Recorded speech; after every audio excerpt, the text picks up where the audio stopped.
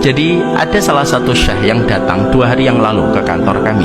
Ketika datang ke kantor kami, beliau bercerita kejadian 7 Oktober ketika ada penyerangan itu kronologisnya tidak sebagaimana yang diberitakan dan di blow up. Bapak dan Ibu pengen tahu kejadian yang asli? Kejadiannya begini.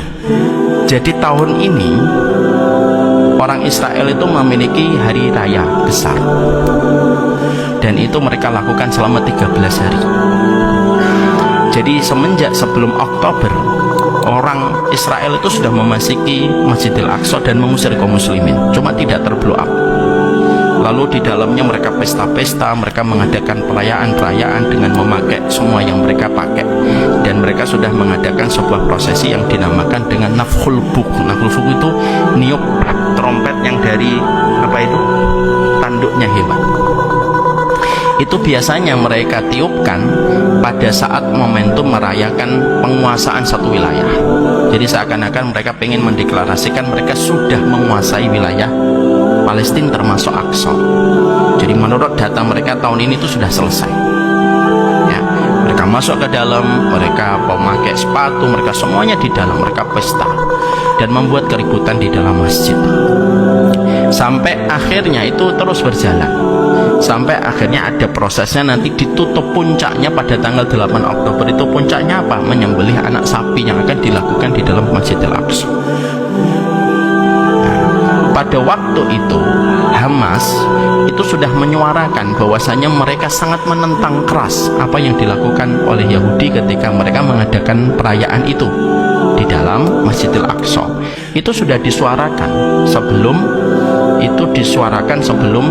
bulan Oktober.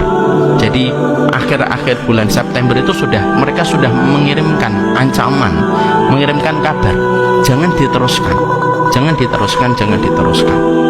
Ternyata masih berlanjut. Tanggal 8 itu akan ditetapkan menjadi puncak perayaan besarnya mereka dengan menyembelih anak sapi. Dan ketika penyembelihan anak sapi itu terjadi, maka program pembangunan Haikal Sulaiman akan dimulai dengan membumiratakan Masjidil Aqsa. Maka akhirnya disitulah kita menjumpai akhirnya Hamas mengadakan serangan pada tanggal 7 untuk mendahului. Makanya disebut dengan Tufan Al-Aqsa. Kenapa serangannya disebut dengan Tufan Al-Aqsa? Tufan, angin kencang untuk membersihkan najis-najis yang ditinggalkan ketika mereka menodai kehormatan Masjidil Aqsa. Itu yang sebenarnya terjadi yang selama ini belum terblow up.